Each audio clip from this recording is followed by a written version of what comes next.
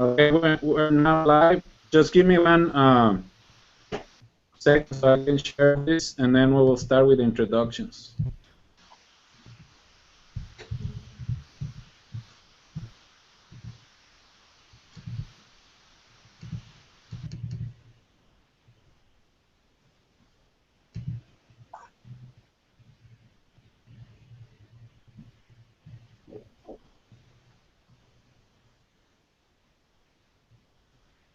Okay.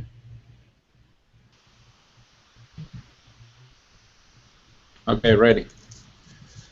So I'm gonna do the same that I did last time, but I edited like the first part of this video, so we can start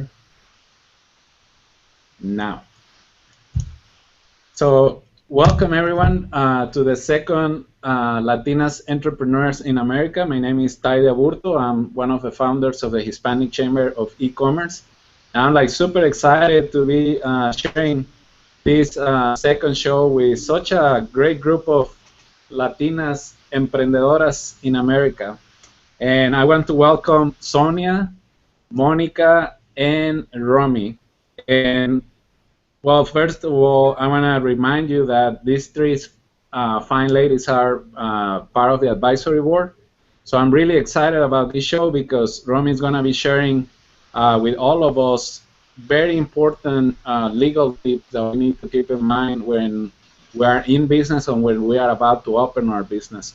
So now I want to welcome Monica again, and she's going to be in charge of running this show. So go ahead, Monica.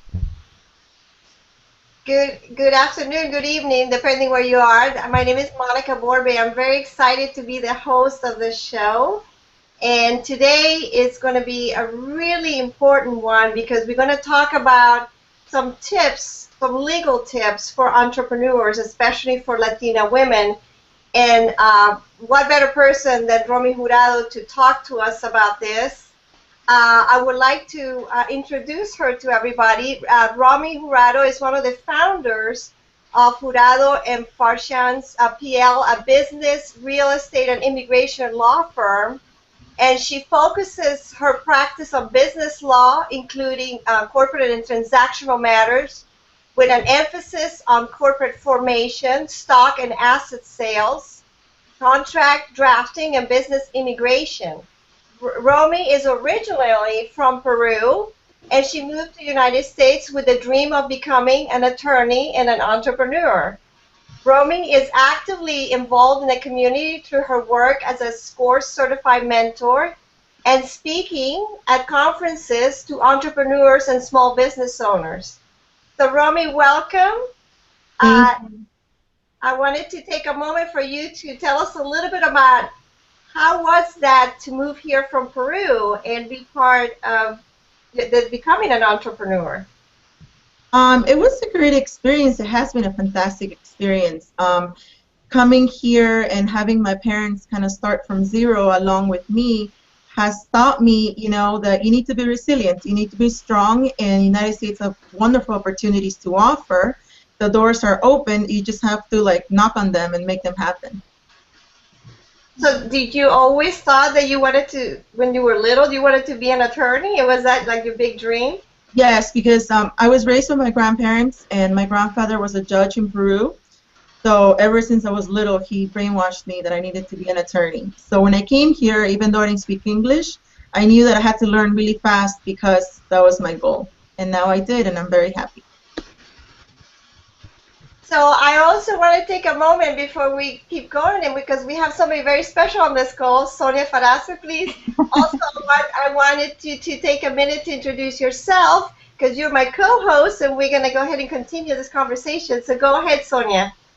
It is a pleasure right now. I mean, I'm just fascinated by this story that that Romy has to share with everybody. And one of the things that I am doing with the advisory board is not only to support and help the organization to educate the many members that may need access to tools like the internet, social media, and so on, but also spreading the knowledge on how Latino women can make it here coming from another country and especially learning a new language. So I am very excited of being here today and ready to share these nuggets of wisdom Romy has to share with everybody here today. Thank you, Sonia. You know, it's so exciting to see all of us that came from other countries and we have progressed and become the people that we are. And, you know, one of the things that I always wonder is, you know, what is it that pushes us to become that person that we always dreamed about? So these are the type of questions that we want to bring. So please, I want to make sure that everybody follow us every month. We're going to have different topics and different things we want to talk about. But today it's all about legal information. So please make sure you tweet a Latin Ask and ask us the questions, because all of that is how we create these shows. So Romy, I wanted to ask you, the first question I wanted to ask you about is, what is the best advice that you have for entrepreneurs just getting started in their business planning? I think the most important thing when you start in the business planning is to understand that you need to separate yourself as a person and yourself as the business owner or a company that you're forming. A lot of things that start to go wrong is when the person sees the business account as their personal account. And then when you do that, even though you form the company, if you treat your business account and your business money as if it was yours, then that liability protection that you want to get, it's not going to be there because you're basically commingling your funds. In that same note, differentiate. It's great. Social media is fantastic. Being out there is great. But you also need to be careful about your personal information being out there, things that you might want to keep private that may affect your business. So that's another advice that I give my clients. You know, people are going to research you. So if you have crazy photos on Facebook that you wouldn't want your potential customer in, you know, abroad or anywhere to see, take care of that. Make sure you separate your business from your personal life, and just, you know, in order to have a really nice, profitable business. Wonderful. That's very great advice. Sonia, did you wanted to ask something about that? Because I know you're the expert on that in that area. Yes, and on that sense, is very important to be mindful of your private information, of course, but at the same time, very clear objectives of having these accounts. For example, if your account is going to be like you're going to be the person of the entity, that account needs to reflect your the intention of your business. So if, let's say, if you are having a bakery or you are having a restaurant, so that personal account, if it's you, I mean, is you're running that business, you have to be very clear on that aspect as well.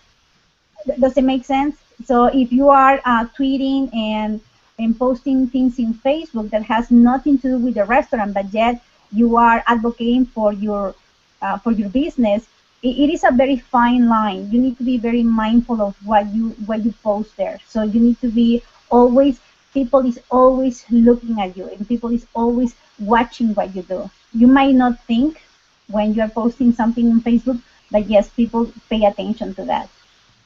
So it is as well as from the finances, as well as for the social media aspect, both things you need to be very clear and where to draw the line.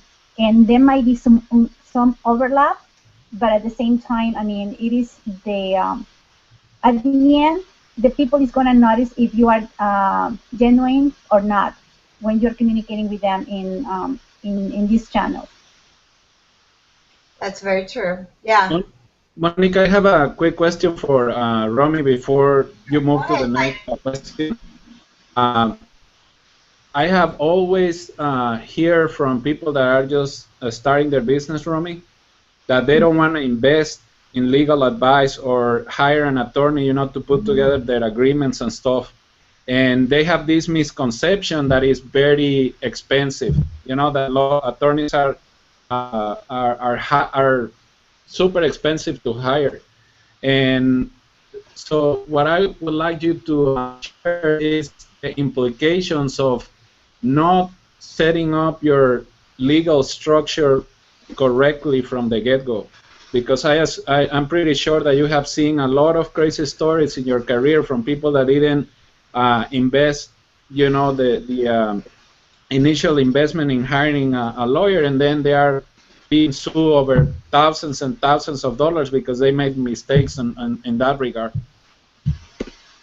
Yeah, definitely. I see it time and time again. For example, if you're starting your business by yourself, then you don't need to worry about partners. You just need to worry about yourself and differentiating your money from your business money. But when you're going to start a business with a partner, a partnership is like a marriage, and your business will fall if you don't establish what are the rules, who's responsible for what, who's going to get what distribution, and for that you need an operating agreement or a shareholder agreement.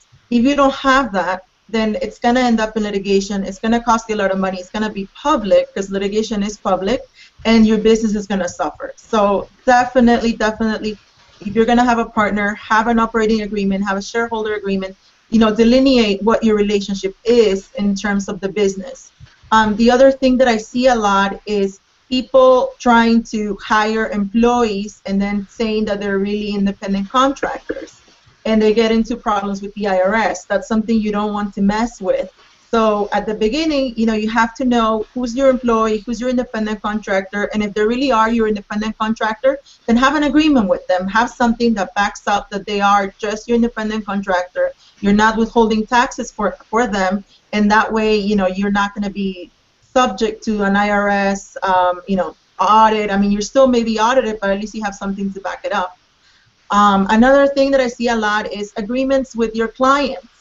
If you have your client and yes, he's going to pay you and you agree with all these things, but nothing is in writing, then you're not going to be able to recover anything. So, you need to have an agreement that allows you to have attorney fees clause in there. So for some reason you have to go to litigation, at least you can recover those fees and costs and then protect your business. Oh my God, there's so many things. Protection, when your employees work for you, you don't want them learning what you do, starting a business in front of your business, doing the same thing, stealing all your customers, and then you have no business. So how do you prevent this? Obviously, you can chain them, but you could have agreements with them that says, that they need to they need to respect your clients. You can have non-competes. You can protect your intellectual property, but most importantly, a business is nothing without its customers and the way that it does business, how you develop that business, whether it's a style that you have or whatever it is, and you want to protect that. It's not cheap to have an attorney, but at the same time, it's not super expensive, and I really honestly think it outweighs the cost of not having one and going through all these things that I've mentioned and so many more. And time and time again, I get clients that tell me, Romy, I wish I would have done this from the beginning. I would have saved a lot of money. And I'm like, yeah, I know. Please tell all your friends so that you get this straight from the beginning and you're not, at risk. We're all at risk when you have a business, but at least you can do stuff to protect it. Well, Romy, and one of the things that I want to point out that I think is so important about what you're saying is, when I first started my business back when I had my staffing agency, I did not do a no-compete. I didn't know anything about that. Those are little things that when you're an entrepreneur, you get in the business, you think you know everything. Well, I didn't go to an attorney, just like you said, because I didn't think I needed it. Well, guess what happened? I had one of my employees stole one of my biggest accounts, and my business went from being, we were making millions of dollars, and all of a sudden I lost my biggest account because one of the gals that I hired decided to go to my competition and took that account with her. So I think that is just so important that the people take the time and spend the money to get an attorney to look at all these little details, because it could, with that you could either almost lose your business. So yeah, lose your business. So important. Yes, that's great. I actually have an eraser that I would like to show you guys. Okay. Whenever my clients come to my office and they tell me the horrible things they've been through, and they're like, oh my God, my mistake. I show them this. Sometimes if I'm really mad, I throw it at them. Just kidding. But you live and you learn. And then as you grow, you learn to protect more things, and that's what it's all about. And then shows such as this, I think, is such a great opportunity for people, that don't get to call an attorney, but at least, it makes them aware that, hey, maybe there's something I can do. There's some legal tools that I can use to help my business grow.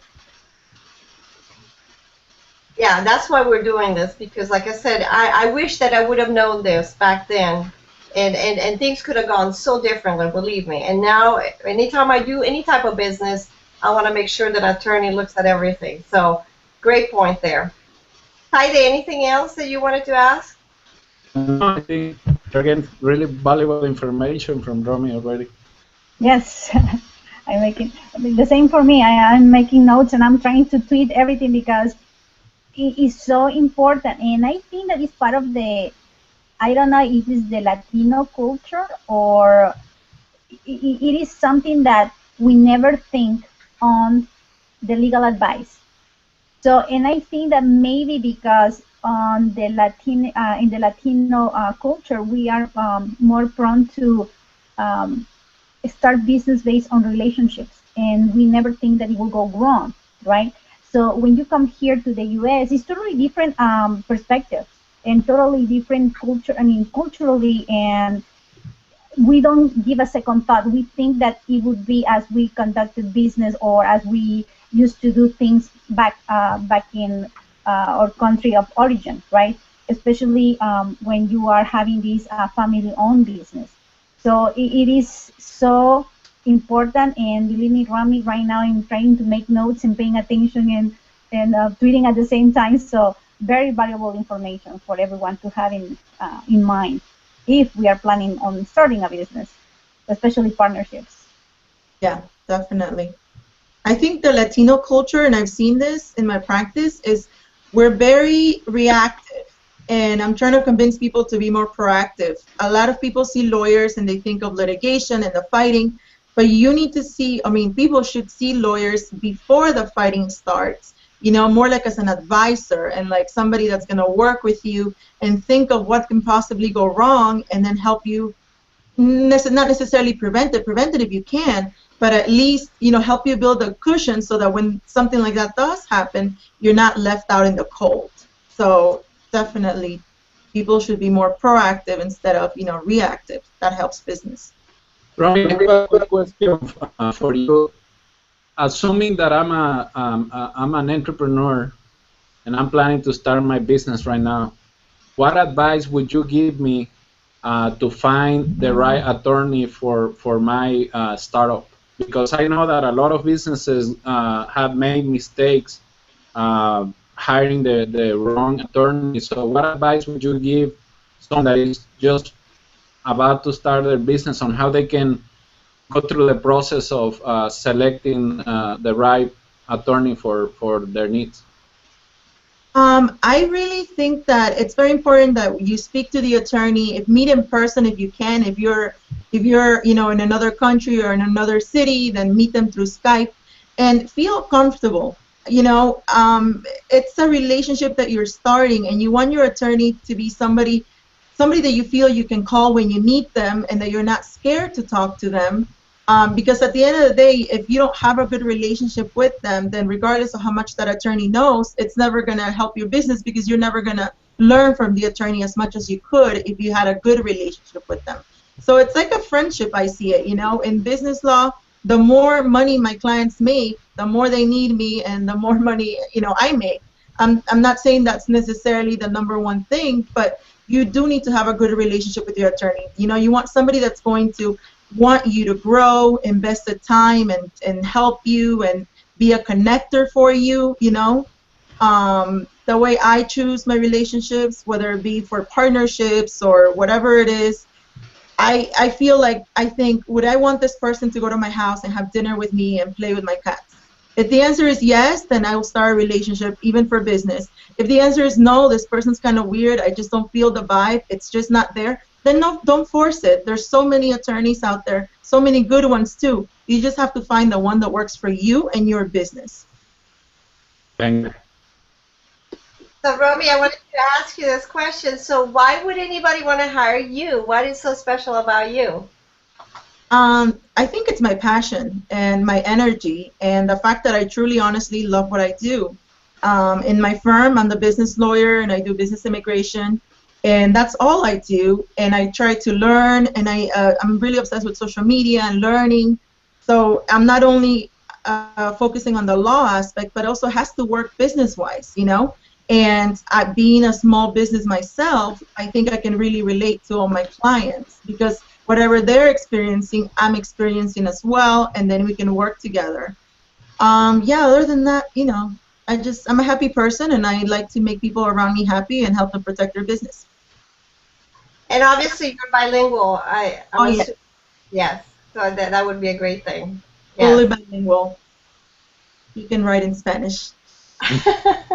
And I would Now, like, for some people, I'm sorry? go ahead, Taide. oh, no, but I would like to add to that is that Romy also has that, community, how could I say, or interest to give back, and that's why Romy was one of the uh, first people that applied to the advisory board with us, and I think that speaks very highly of her because she's showing the community that she's really interested in giving back, and I think that's super valuable. Having people with her experience and her knowledge in business and legal and stuff. It's really important to have that type of knowledge sharing in our community. Thank you. Definitely enjoy giving back. I think I definitely have the entrepreneurial spirit, and that helps me, help my clients even more. So I guess one of the questions that I wanted to ask you, especially businesses that are getting ready to hire employees, any advice that you might give for that? Because obviously that was one of my biggest situations that I had. So I think it's important for people that are going to start hiring some employees. What type of advice would you like to give us? Definitely have an employment agreement with all your employees. One misconception is that because you have an employment agreement in an at-will state where you can hire and fire people as you please, that will change that. That's not true. You can have an at-will employment agreement where you can hire and fire your employees as you want, but that protects your trade secrets, your business know-how, your clients, and so that way it puts you at a better position than just hiring somebody, letting them go, and then having that person, take your clients, like what happened to you. I'm really sorry about that. But it happens to people that don't have those protections. Even while they're your employee, just because they work full time for you, that doesn't mean that, 10 hours in a week they're not working for your competitor. And I've seen that happen. And if you don't have an agreement that says you should not work for my competitor while you're my employee or for, a couple of years thereafter, then there's nothing that you can do to stop them. So definitely have an agreement with your employees. It could be an at-will employment, but protect what you already have. The other one is classify people correctly. If they're going to be your independent contractor, have an independent contractor agreement with them, and from the beginning. And then also learn about the things that you can't do with employees. I've seen people get in trouble during interviews because they will ask questions about their military service or criminal background, things that you would be like, okay, but I want to know if my future employee has a criminal background. Yes, you do, and that's great, and you can ask them for a criminal search subject, you can give them employment subject to a criminal search, but you can't ask them about that during your interview because you will get sued for those things. So definitely get familiar with what you can't and can do pursuant to federal law, and also different states have different protections so that you're not opening yourself up for liability just because you want to hire employees. That's very good. So before I ask you the last question that I had, Sonia and Taide, any last questions that you might have before I ask Romy about what she was going to try to offer people after this call? One of the questions, Romy, I would be like, for example, I am starting my own business. So is there any, let's say, to start my research, or what would be, as you said at the beginning, you need to have that comfort level that you can conduct business with your attorney. But let's say I am just starting and I don't know anybody right now. So how can I go like online? What would be just a starting point to start doing my research? Or how can I get myself educated enough that I can ask the right questions, because somehow the label that we have in our mind when talking with attorneys is kind of like, well, they're just going to charge you for even if you breathe, even so. I mean, that's the perception that we have. I mean, even if they give you the time, of the day, they will be charging you for that. So, where can we get first educated, and then from there taking the next step of even talking to an attorney, a business, or what would be the right classification for that type of a legal advice? Sure. I think a great place to get information is the SBA website, the Small Business Administration website. They have a lot of information there. They also have forums that you can read, but take everything that you read from people created content with a grain of salt, because a lot of times people are confused and they tend to make it seem like something is what it is. But just evaluate that. But there is content there generated by the SBA that is applicable to general federal laws. But for small business, depending on what state you're working at, you have to understand that all of the laws that pertain to small businesses, or most of the laws, are going to be determined by the state that you live in or that your business is operating in. So try to get a hold of those statutes. Go into the website of the different states that you're working in, and then read those statutes. I know it sounds boring, but if you read it, it's going to at least give you an idea. And then also, you can get free information from the city that you want to do the business in. They have guides or different things. And then the attorneys. I mean, I try to make things available for my clients so that, I don't have to start from zero, so that they're educated on certain things, just general, so that we can have a better conversation. It's your business. So regardless whether you have an attorney, an accountant, and a fantastic team, you need to understand what liabilities, you need to understand your business, the legalities of it, everything. And that's something that I had to understand myself. I'm married to an accountant, but I needed to learn accounting to run my business. I didn't like math, that's why I went to law school, but now it's like I really had to learn it, because otherwise I can be a small business owner. So the same thing applies to law. You may just have a bakery, but you know what? You need to know, what type of food you can make and what you can include so you don't get sued. So that's just the way it is. You want to run a business, you need to learn the laws that apply to it. Perfect. Thank you. So the website is, I was just looking really quick, is sba.gov? Yes. Okay, thanks. Yeah, they have a lot of interesting and good material there. Thanks. You can also go to my website. I have information there for people that, everything from small business to anything that can apply to your business. So if people want to go to my website, they can do that as well.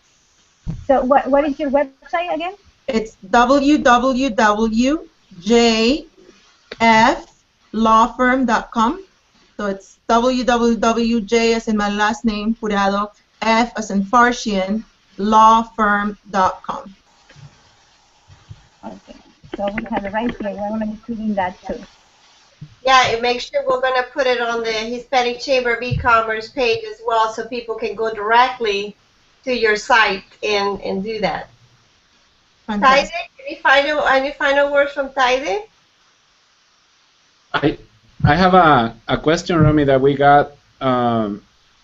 Does a business have to, this is a family-owned business, and all the people working in that business are family members. The question is, do they need to pay workers' comp for family members?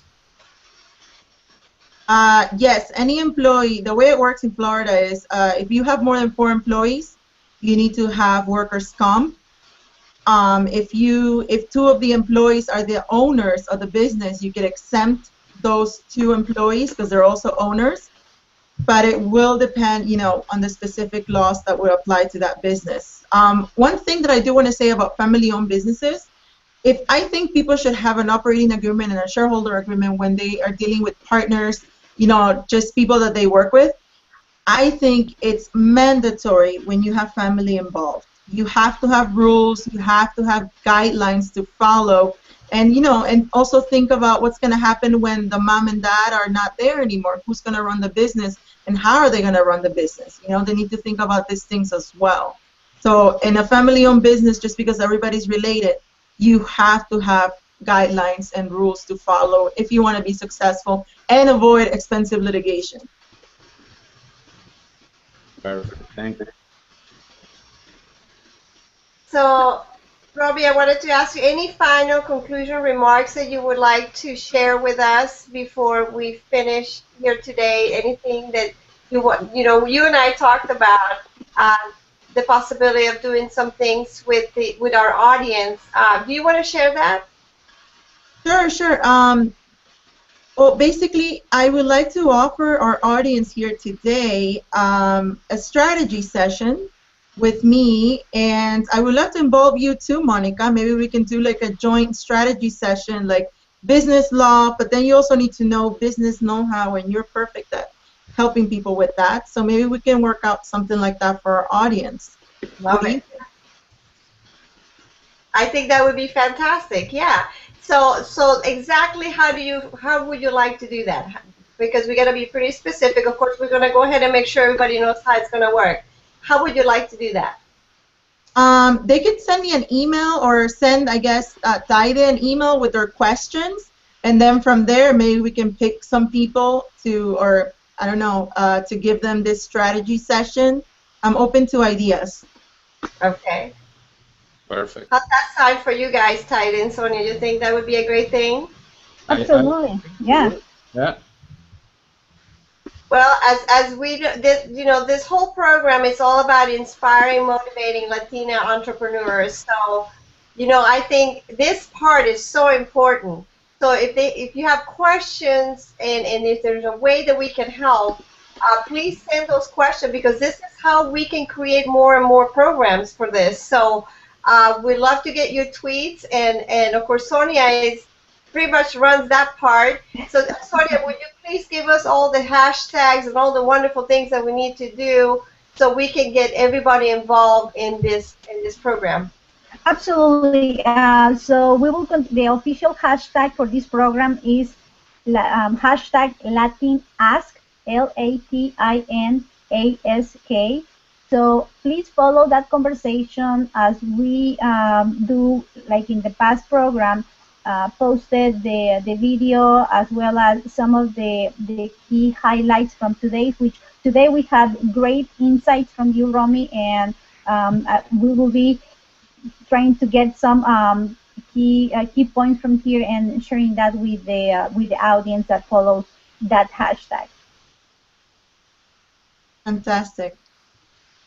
Yes, that's wonderful. If you don't mind, I just got a question over email, and this person would like to know that she is running a business in a specific city in the county of San Diego, Romy. I don't know. Probably the law is different in Florida, but she's running her business in one city, but she travels around the county, and she wants to know if she needs to get a business license in every city where she has clients. The business licenses are very specific, not only to the city, but also to the county. For example, in Florida, where I am, I needed to get a business license from the city, but also from the county.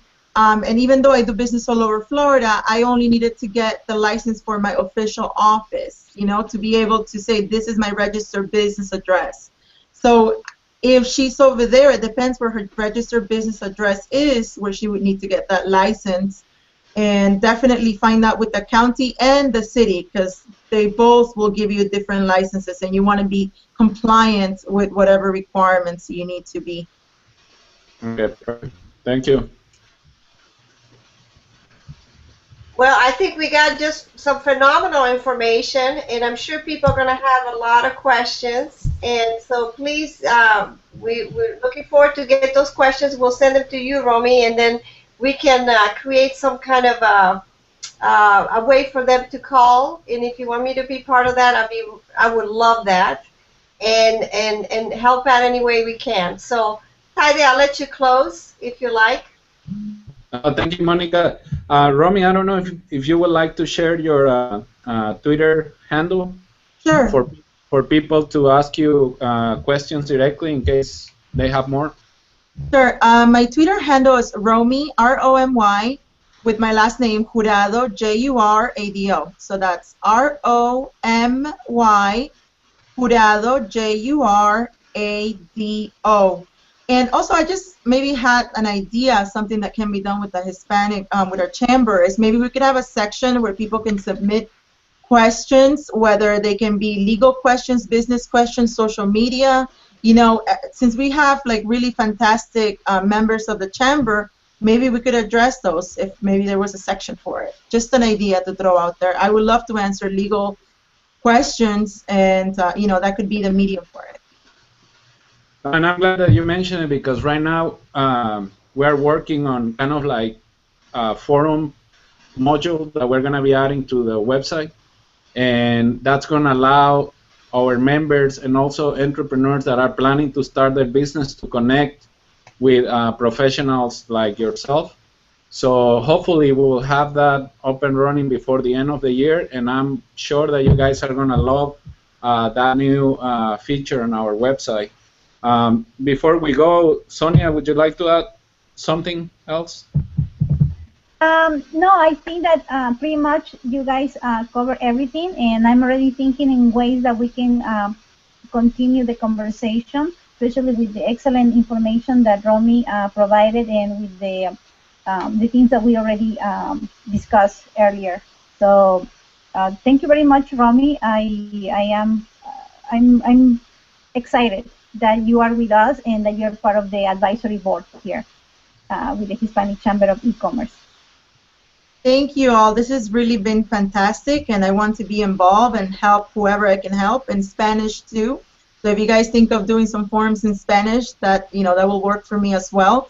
I think that what this chamber is doing is fantastic because the Hispanic community, they really need the help, and being able to provide that to them, it's a wonderful experience. Oh, thank you, Romy, and I'm glad that you mentioned because next month we're gonna, next month, September, we're gonna start with the first hangout in Spanish, and that's gonna be, the topic is gonna be credit, how you build your credit and manage your credit and all that good stuff. We will be posting the invitation pretty soon, and I'm sure that Monica and you could have another session, but now in Spanish, because we know that there is a huge need for valuable content in Spanish, and I think that's a great idea. Maybe we can schedule another hangout when we address these issues, legal issues, but in Spanish, if Monica and you are open for that idea. Sure, I think that'd be fantastic because definitely sometimes people might feel more comfortable talking to us in Spanish and asking some questions. So I think that would be a great thing to do.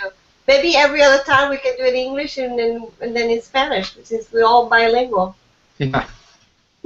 Well, thank you, Monica. Thank you, Romy, and thank you, Sonia, for your valuable time and your support and your commitment to the community.